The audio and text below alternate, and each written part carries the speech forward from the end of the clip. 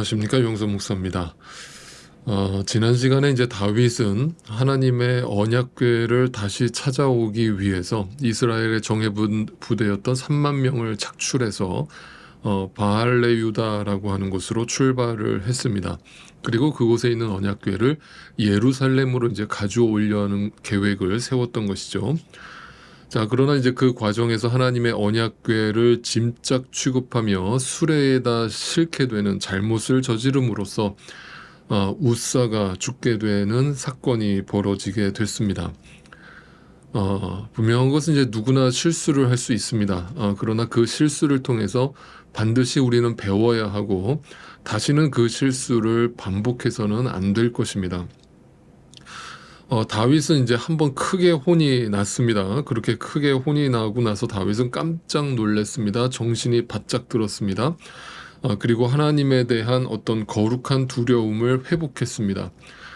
그래서 이제 다윗과 이스라엘 백성들은 그 하나님의 언약궤를 옮기는 작업을 즉시로 중단하고 그것을 임시로 가드 사람이었던 오벳에돔의 집에다가 두게 됩니다. 여러분 기억하실지 모르겠습니다만 이 가드라고 하는 지역은 역시 이제 블레셋 지역이었죠. 그러니까 이 오벳에돔은 이방인이라고 할 수 있겠습니다. 자, 어찌됐건 이렇게 해서 언약궤는 예루살렘까지 돌아오지 못하고 이방인이었던 오벳에돔의 집에 약 3개월간 머물게 됩니다. 자, 본문 6장 11절 말씀을 읽어보겠습니다. 그래서 주님의 궤가 가드 사람 오벳에돔의 집에서 석 달 동안 머물렀는데 그때에 주님께서 오벳에돔과 그의 온 집안에 복을 내려 주셨다. 자, 하나님은 오벳에돔의 집에 축복을 내려 주셨다. 이렇게 기록되어 있어요. 여러분, 이 되게 중요한 구절이거든요. 여기다 일단은 밑줄을 쳐 놓으십시오. 자, 여러분, 오벳에돔은요, 아까 말씀드린 대로 이방인이었습니다. 자, 먼저 이걸 먼저 생각해 볼게요. 그럼 왜 다윗은 그 언약궤를 이방인의 집에 두었을까 하는 질문부터 던져보겠습니다. 의외로 답은 간단합니다. 왜냐하면 그 우사가 죽는 모습을 다윗도 봤고 이스라엘 백성들도 다 본 것이죠. 그러니까 이스라엘 백성들 중에서 누가 감히 그 언약궤를 자신의 집에다가 두려고 했겠습니까? 여러분, 우리라도 그러지 않았겠습니까? 얼마나 무서웠겠습니까? 그죠? 죽을지도 모르는, 혹시라도 우리가 뭐 또 실수해서 근처에 스쳐 지나가기만 해도 죽을까봐 누가 감히 그 언약궤를 자기 집에다가 두려 하겠습니까? 그러니까 이제 이방인이었던 오벳에돔의 집에다가 그 언약궤를 임시로 보관하게 됐던 겁니다. 근데 그 기간이 약 3개월이 지난 겁니다. 여러분 생각해 보세요. 3개월이라는 시간이 짧다면 짧은 시간이지만 어떻게 보면 되게 긴 시간이라고 할 수 있어요. 그건 뭐냐면 3개월 동안 그 다윗과 이스라엘 백성들은 이 언약궤를 예루살렘으로 가지고 올 방법들을 나름대로 고민했겠죠.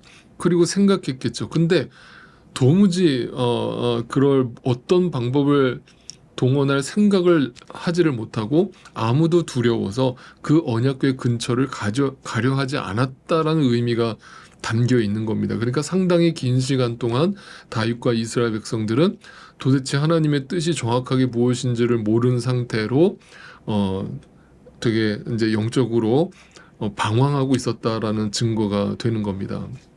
자, 그런데 그런 상황 속에서 이방인의 집에 하나님의 복이, 하나님의 축복이 임했다라는 그 소식을 듣게 되는 것이죠. 자, 이것이 얼마나 놀라운 사건인가를 제가 좀 설명을 드릴 텐데, 잘 생각해 보세요. 이스라엘 백성과 다윗의 입장에서는 그걸 왜 이방인의 집에 갖다 놨겠어요? 왜냐하면 아무도 이스라엘 백성들을 안 가져가려고 하니까 이방인 너희들이 이걸 보관해라고, 이거는 그 이방인 사람 오벳에돔이 자원해서 그거를 자기 집에 보관했다라기보다는 어떻게 보면 반강제로 그것을 거기다 보관한 것이죠. 그런데 거기에 하나님의 축복이 임한 거예요. 저주가 임할 줄 알았는데 오히려 하나님의 축복이 그것도 이방인의 가정에 내린 겁니다. 여러분, 그런데 성경에는 오벳에돔이 그 언약궤를 위해서 무슨 어떤 선한 행동을 했다라는 내용이 전혀 등장하지 않거든요. 단지 3개월 동안 그 언약궤를 보관했다라는 게 전부예요. 그런데 그곳에 이방인의 집에 하나님의 축복이 임했다라고 하는 이 사건은 정말 놀라운 그 사건 그 자체인 것입니다. 자, 한번 생각해 봅시다. 앞서서 우사는 그 뜻이, 이름의 뜻이 자기 고집, 자기 생각이라는 뜻이 담겨 있다고 그랬죠. 그러니까 우사는 자기의 열심, 자기의 고집, 자기의 생각의 대명사라고 할 수 있습니다. 다시 말해서 인간의 열심으로 상징되는 우사의 노력과 그 헌신은 심판과 저주의 대상이 되었다는 뜻입니다. 그런데 오벳 에돔은 자기가 인간적으로 노력한 게 아무것도 없어요. 뭔가 열심을 낸 게 아무것도 없습니다. 그 언약궤를 위해서, 하나님을 위해서 뭔가 선한 일을 한 게 아무것도 없어요. 거기에 그의 신부는 이방인입니다. 그런데 그 가정에 일방적인 하나님의 은혜와 축복이 임했다는 거예요. 여러분, 이 이야기가 얼마나 놀라운 이야기인지를 아셔야 돼요. 여러분, 우리가 지금 읽고 있는 지금 이 사무엘 하는 신약 성경이 아니에요. 여러분, 우리가 알기로 이방인에게 복음이 전해진 것은 언제부터입니까? 사도행전에 이제 사도 바울을 통해서 이제 그게 본격적으로 이방인들에게 복음이 전해진 거 아닙니까? 그런데 놀랍게도 구약 성경에 이미 그 이방인들에게 하나님의 복이 임하는 장면이 등장하고 있다는 사실입니다. 이것이 뭘 말해주겠습니까? 하나님의 마음, 하나님의 뜻, 하나님의 계획이, 그 구속사의 계획이 한결같음을 보여주는 사건인 것이죠. 하나님이 우리를 구원하셨다라고 하는 이 사건은 절대 우발적이거나 우연한 사건이 아니라 하나님의 철저한 계획과 하나님의 한결같은 계획과 하나님의 신실하신 약속 때문에 이루어진 사건임을 성경이 일관되게 전해주고 있는 것입니다. 아시겠습니까? 그러니까 오늘 우리에게 주어진 이 구원의 값어치가 얼마나 크고 놀라운 것인지를 우리는 분명히 깨달아 알아야 할 것입니다. 자, 이제 이 이방인의 집에 하나님의 일방적인 복이 임했다는 놀라운 소식을 접하게 된 그 다윗은 어떻게 반응을 했을까요? 자, 12절을 보시죠. 누군가가 오벳에돔의 집에 하나님의 궤를 보관하였기 때문에 주님께서 오벳에돔의 집과 그에게 딸린 모든 것에 복을 내려주셨다는 소식을 다윗 왕에게 전하였다. 그리하여 다윗은 기쁜 마음으로 가서, 거의 기쁜에다 동그라미를 치세요. 하나님의 궤를 오벳에돔의 집에서 다윗성 예루살렘으로 가지고 올라왔다. 궤를 옮길 때에 그는 큰 축제를 벌였다. 큰 축제에다가 또 동그라미를 치세요. 그리고 아까 기쁨이라는 단어와 연결을 해 놓으세요. 자, 여러분, 다윗은 왜 기뻐합니까? 그 기쁨의 이유가 무엇입니까? 어떤 문제가 해결됐기 때문입니까? 뭔가 자신의 뜻대로 무언가 흘러가기 때문입니까? 절대 아닙니다. 성경에서 기쁨이라고 하는 단어는요, 항상 하나님의 구원과 연결된 단어입니다. 그래서 우리가 조이라고 이야기할 때 그 조이는 단지 어떤 감정적 기쁨을 말하는 것이 절대 아니고요.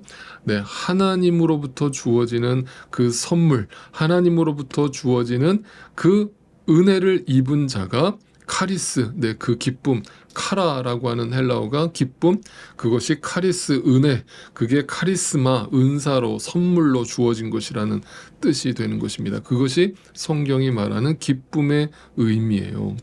그러니까 다윗은 어떤 인간의 노력이 아닌 일방적인 하나님의 선물로, 은혜로 얻게 된 그 복, 그것이 바로 구원임을 비로소 알게 된 것입니다. 그 소식을 듣게 된 거예요. 그 소식이 뭐예요? 기쁜 소식이죠. 네, 굿뉴스죠. 복음이죠. 그래서 지금 기뻐하고 있는 다윗의 모습을 보고 있는 것입니다. 여러분, 그렇지 않습니까? 내 노력으로 얻는 구원이라면, 내가 노력해서 얻은 구원이라면 우리 마음속에 기쁠 수가 없어요. 왠 줄 아세요? 내 노력이라고 하는 것은요, 언제나 완벽할 수 없잖아요. 그죠? 그러면 늘 무언가 부족하다는 생각에 머물게 되어 있어요. 그래서 여러분 오늘도 신앙생활 하시는 분들 중에 자기가 하나님을 믿으려고 애를 쓰는 분들의 특징이 뭔 줄 아세요? 자꾸 무언가 내 노력이 부족한 게 아닌가라는 생각에 머물게 되어 있어요. 그러면요, 절대로 제가 장담하건대 이 다윗이 누리고 있는 이 기쁨을 누리지 못해요. 일방적으로 아무 조건 없이 내가 한 것이 아무것도 없는데 나에게 주어진 이 은혜의 선물을 온전히 만끽하지 못하는 사람은요, 이 기쁨의 순간을 경험할 수 없는 거예요. 이 감정을 모르는 것이고 이 이유를 모르는 것이에요. 그래서 여러분 오늘도 나에게 일방적으로 주어진 이 은혜와 구원의 역사와 순간을 여러분 마음껏 누리시고 기뻐하실 수 있기를 바랍니다. 그 기쁨으로 하나님을 찬양하고 예배할 수 있게 되기를 진심으로 바랍니다. 자, 그러면서 다윗은 제사를 드리면서 정성을 다해서 그 언약궤를 예루살렘으로 옮기는 작업에 들어가게 됩니다. 14절을 보시죠. 그리고 다윗은 모시로 만든 에봇만을 거치고 주님 앞에서 온 힘을 다하여 힘차게 춤을 추었다. 자, 에봇을 걸치고 하나님을 찬양했다라고 말해줍니다. 에봇이 뭡니까? 여러분 기억하세요? 제사 드릴 때 제사장이 입는 옷을, 조끼 같은 그 옷을 말하지 않습니까? 다시 말해서 에봇은 제물에서 흘리는, 그러니까 제사를 나타내는 것이기 때문에 어떤 그 제사 드릴 때 꼭 필요한 그 제물에서 흘리는 피를 상징한다라고 말씀드릴 수 있고, 그것이 곧 제사, 곧 예배를 나타내는 상징물인 것이죠. 쉽게 말해서 십자가에서 완성된 구원의 복을 바라보고 예수 그리스도의 보혈의 의미를 아는 자들이 그 에봇을 입고 오늘도 하나님께 찬양하고 예배하게 된다는 의미가 담겨져 있는 것입니다. 그리고 그들은 이스라엘 전체가 이제 그 의미를 알고 함께 기뻐하며 주님을 예배하고 있는 것입니다. 15절을 보세요. 다윗과 온 이스라엘 가문은 환호성을 올리고 나팔 소리가 우렁찬 가운데 주님의 궤를 옮겨왔다. 이 의미가 이제 분명히 아시겠습니까? 하나님의 뜻을 알지 못하고 하나님의 말씀을 경솔히 여겼던 우사와 이스라엘 백성들은 그 고집과 무지 때문에 죽임을 당했지만, 그런데 하나님의 일방적인 은혜로 이방인의 집에 복이 임했다는 기쁜 소식을 듣게 된 다윗은 비로소 하나님의 뜻을 알게 되고 제사장만 입을 수 있었던 에봇을 입고 의의 제사를 드림으로 온 백성이 기뻐서 하나님을 찬양하고 예배하고 있는 모습인 것입니다. 이것이 예배, 크리스찬들이 드리는 예배의 참 모습인 것이죠. 그런데 오늘 6장의 본문에는 그 의미를 알지 못하는 자들의 모습도 등장합니다. 도대체 저들이 왜 저렇게 찬양을 하는 것이지? 도저히 나는 저 모습을 이해할 수가 없네. 저들 미친 거 아니야? 아니, 다윗은 왕인데, 아니 저 사람은 채통도 없나? 체면도 없어? 아니 저게 도대체 뭐 하는 짓이야? 아니 대낮에 저렇게 지금 춤을 추는 게, 아니 저게 무슨 짓이야? 라면서 이런 시선으로 그 예배하는 자들을 바라보는 자들이 있었습니다. 오늘 본문에 등장하는데 누굽니까? 네, 바로 다윗의 아내이며 사울의 딸이었던 미갈입니다. 16절을 보시겠습니다. 주님의 궤가 다윗성으로 들어올 때에 사울의 딸 미갈이 창밖을 내다보다가 다윗 왕이 주님 앞에서 뛰면서 춤을 추는 것을 보고 마음속으로 그를 업신여겼다. 왜 업신여겼겠습니까?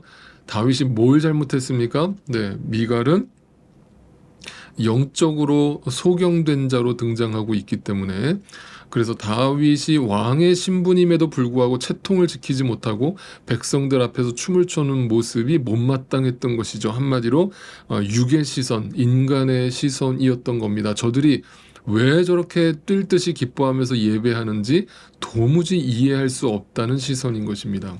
자, 20절을 또 보시죠. 다윗이 자기의 집안 식구들에게 복을 빌어주려고 궁전으로 돌아가니 사울의 딸 미갈이 다윗을 맞으러 나와서 이렇게 말하였다.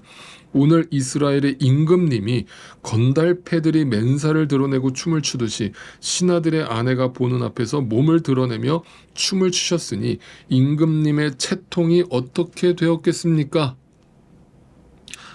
여러분, 어떻게 보면 이 미갈의 말이 틀린 말 하나도 없죠.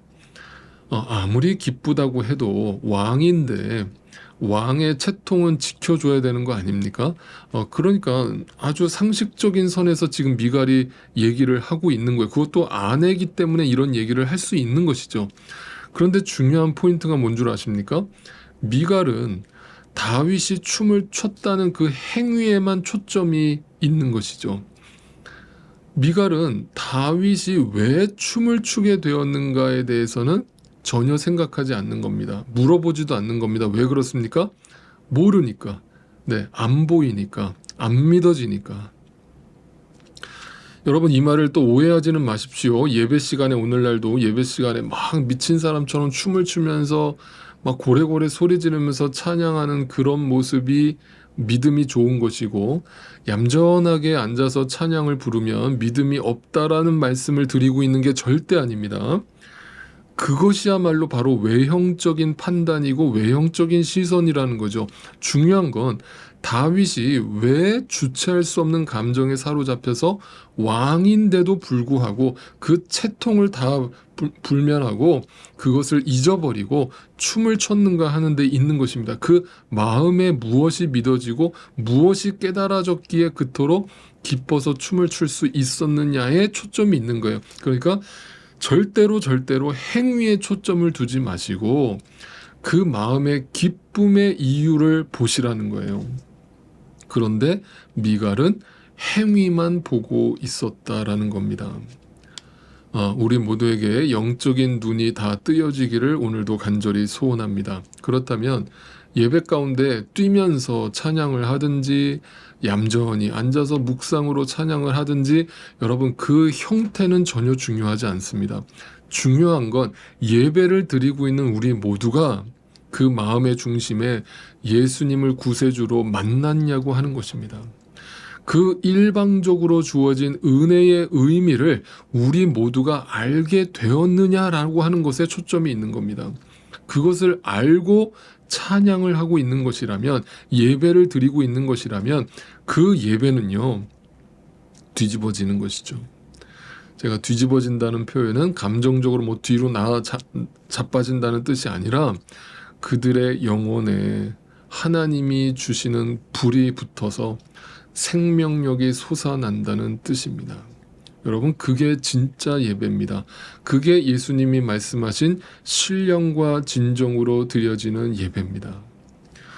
바라옵기는 우리 모두가 그 십자가 앞에 오늘도 무릎을 꿇고 나는 아무것도 아닙니다. 나는 정말 자격이 없습니다. 내 힘으로는 절대 주님 앞에 서지 못합니다. 그러나 오직 예수 그리스도의 보혈의 공로로 그분 앞에 담대히 서서 그 주님을 찬양하고 예배할 수 있는 것이 저에게 기쁨입니다. 라고 고백하면서 그 감격, 그 은혜, 그 기쁨을 가지고 우리 모두가 함께 주님 예배 자리로 나와서 주님을 예배할 수 있게 되기를 간절히 소망합니다. 우리의 삶 가운데 오늘도 우리의 예배 가운데 이 은혜, 이 기쁨이 늘 흘러 넘치기를 주님의 이름으로 소원하고 축복합니다.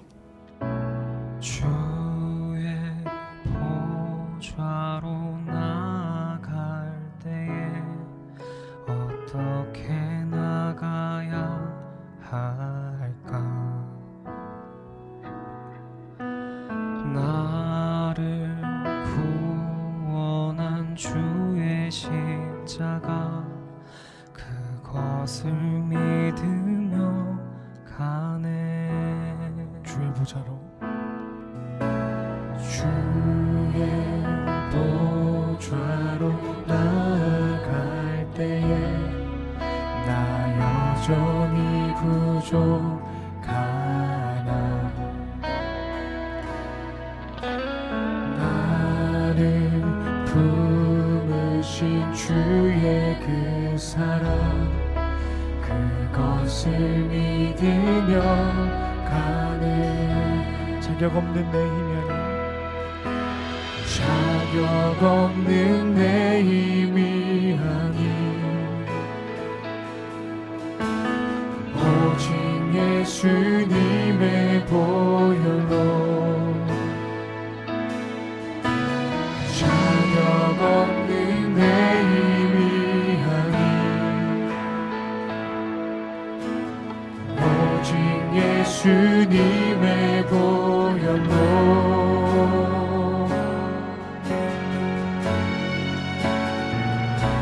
십자가의 보혈 완전하신 사랑 힘입어 나아갑니다.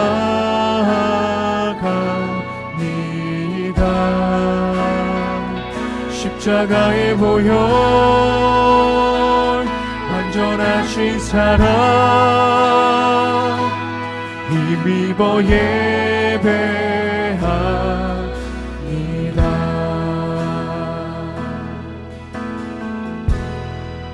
주의 보좌로 주의 보좌로 나아가 어떻게 나가야 할까?